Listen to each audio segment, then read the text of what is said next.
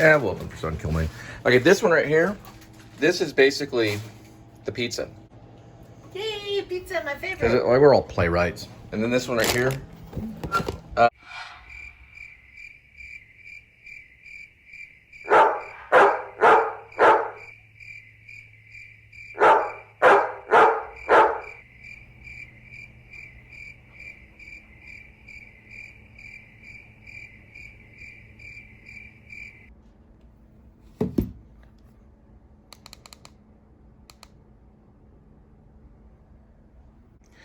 Okay, there's a lot of True West scenes that are actually out there.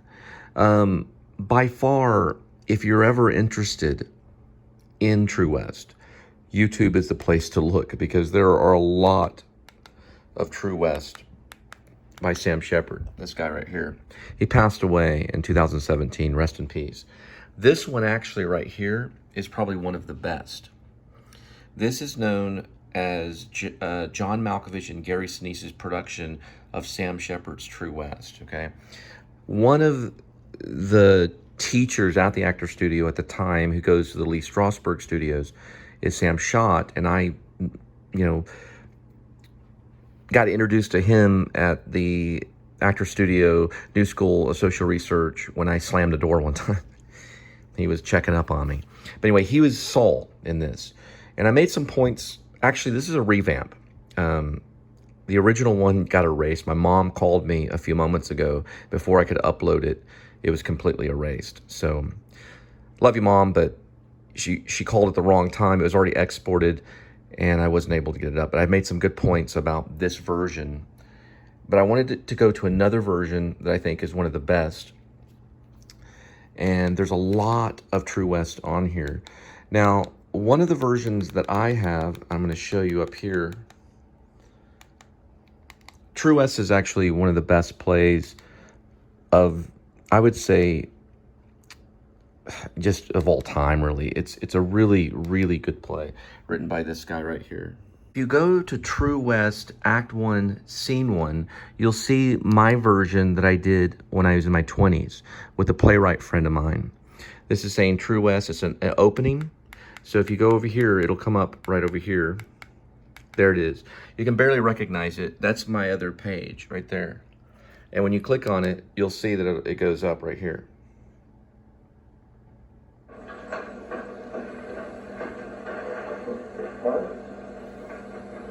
Do you always do your work by candlelight? That's me and my playwright friend back in the day, probably 95-ish, 96-ish. We were doing Sam Shepard's True West. Yeah, those guys, they do that, they kind of like burning it all night long, and they got them in the wilderness, they sit there trapped all night long. So there's a lot of different ways to do it. I wanted to show two different ways. Remember, the characters start off in a way of somewhat sobriety, and they're trying to create a screenplay for Saul Kimmer. And Saul is connected to Hollywood, and if they're correct about that screenplay, if that screenplay comes off good enough, then they're going to be very, very, very rich. It turns out that his drifter brother, played Lee, actually has the better idea. And the educated brother, Austin, is being used as kind of like a tool as a screenplay writer to write the actual screenplay. So one is educated, the other is more of a drifter, and it's played different ways. Sometimes the drifter is well-dressed. Now, one thing I wanted to say about this version is I want to get back to this version right here, because this was John Malkovich and Gary Sinise's version, which is very, very different. I was making a point about reality. So this version was actually done for PBS. This was with Gary Sinise and John Malkovich. It's from Sam Shepard, PBS right here. I wanted to show something about it. This is a revamp, so it's hard for me to restructure this. But if you look right here, from the very beginning, when John Malkovich begins the scene, there's already a sense of reality created right there on stage, like a bubble. and you're watching something real. And as they get drunker and drunker and drunker, the reality becomes more and more exaggerated and almost comedic. But watch how long he drinks this bottle. Look at the difference. Right here. Watch the difference. Okay? See how it's continuous motion? Now, many of the scenes that I've seen,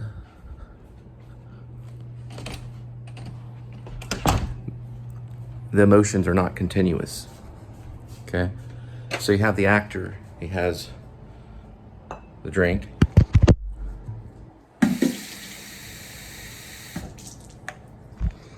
And in a way, he's kind of gesturing with the drink, you know, in the bad versions, you know.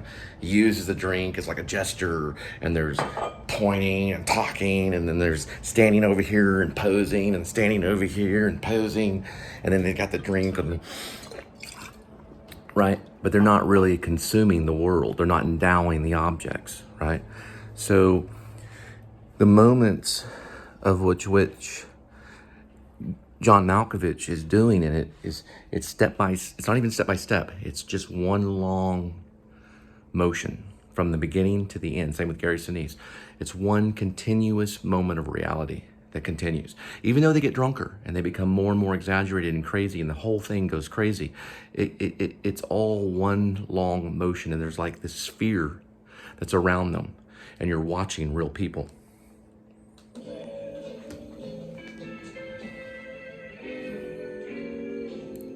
The focus is continuous, so it does not stop. Watch him. So Mountain took off for Alaska, huh? Yeah. Sort of left you in charge. Well, she knew I was coming down here, so she offered me the place. Keeping the plants watered? Yeah. Keeping the sink clean? She don't even like a single tea leaf in that sink, you know? Yeah, I know. Notice the quietness. There's real thought. There a long time. I don't know. It's kind of nice for you, huh? Home place to yourself. Yeah, it's great. You got crickets anyway. So he's really in the moment. He's paying attention to the reality around him, and it goes on throughout the entire thing.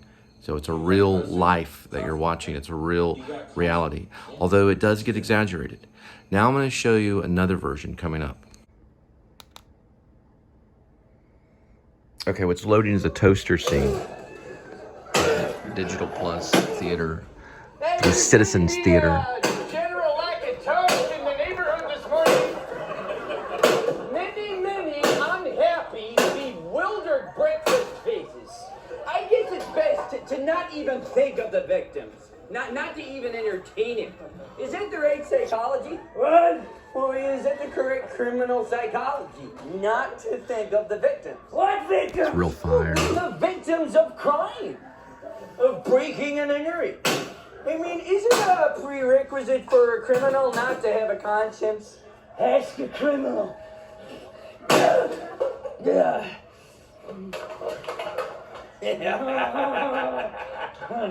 What you gotta do with all those toasters? That's the dumbest thing I ever saw in my life. Hey, I get hundreds of dollars worth of household appliances here. You may not realize that. Yeah, and how many hundreds of dollars did you walk right past? It was toasters you challenged me to. Only toasters. I ignored every other temptation. I never challenged you. That's no challenge. Anybody can steal a toaster. You don't need to take it out of my typewriter, you know. It's not the machine's fault that you can't write. It's a sin to do that to a good machine. A sin? When you think of all the writers who never even had a machine, now who would have given an eyeball for a good typewriter, any typewriter? All the ones who wrote on matchbook covers and paper bags, toilet paper, who had their writing destroyed by their jailers, who persisted beyond all odds.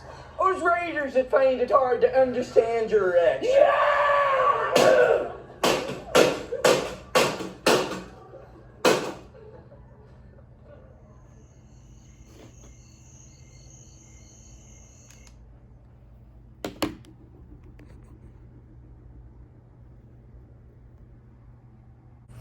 So you notice the rhythm, because Sam Shepard was a drummer, but he was also a great writer and playwright. This version of Citizen Theater came out in 2016, I believe, or it was published in 2016. And I'm going to show you another little segment of theirs. This is Philip Seymour Hoffman. He did True West with John C. Reilly on Broadway, and every other night they would switch roles. So one night, Philip Seymour Hoffman would actually play Lee, and John C. Reilly would play Austin. Then the other night, Philip Seymour Hoffman would play Austin, and John C. Reilly would play Lee. This is also a production of True West with Ethan Hawke and Paul Dano. I didn't see a lot of it, but it does show some of it. To me, it looks like a more innocent version of the two characters, and they're playing brothers in this. Any two of the actors that play the two leads are always going to be believable as brothers, or at least half brothers or something, in some way. And I think they pulled it off here. That's a vlog I did. Shepard of the True West was the previous one.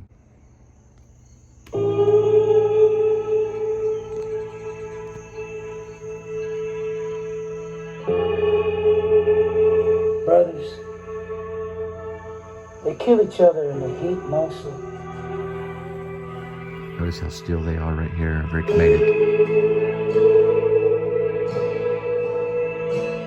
You could call the police.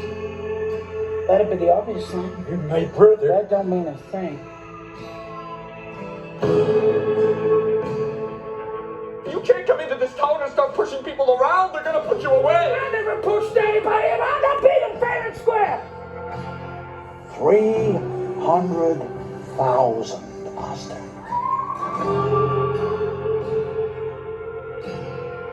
Just for a first draft. I am not writing it. Don't worry about me. I'm not the one to worry about.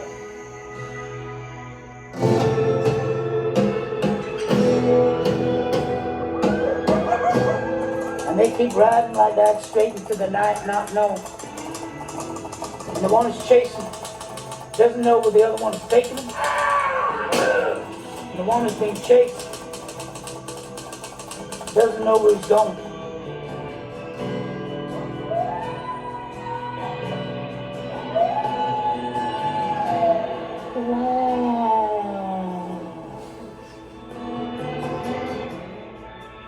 We're partners now. The Gary Sinise production of that, and John Malkovich, is definitely going to be an all-time great. But you have to realize that that production, which was done by the Citizen Theater, it's a very good production. The thing about that play is that you have to realize that there's a sense of reality change because of alcohol.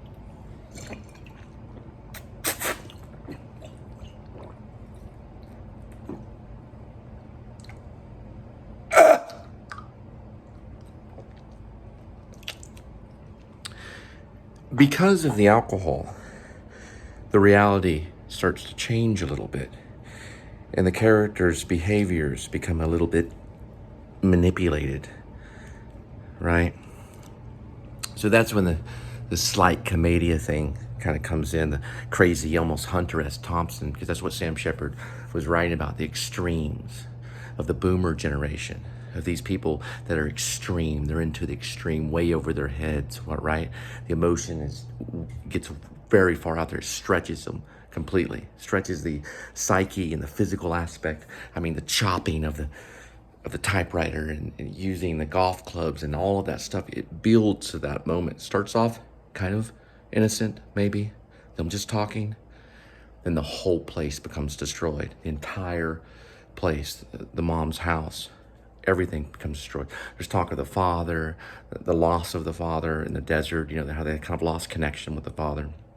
And also the thirst and the desire to want to go to the desert and be wild. So it builds and builds and builds, so the reality starts to change. And it gets to the point where the climactic level is so strenuous that the actors, by the time the play is over, they're completely exhausted. Completely exhausted. So it's one of those plays where the actors probably want to at least be weary of the physicality of what can go on. There's a choking scene, there's all kinds of stuff. There's beer bottles smashing, all this abuse. Because Sam Shepard wrote a lot about abuse.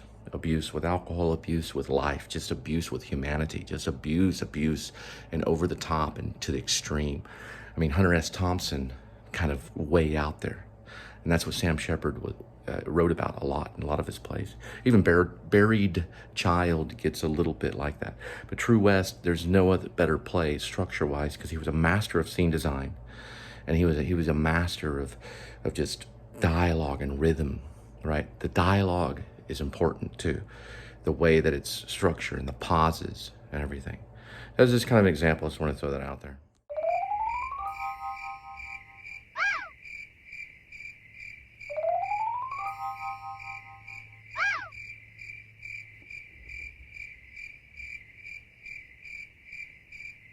Sweet.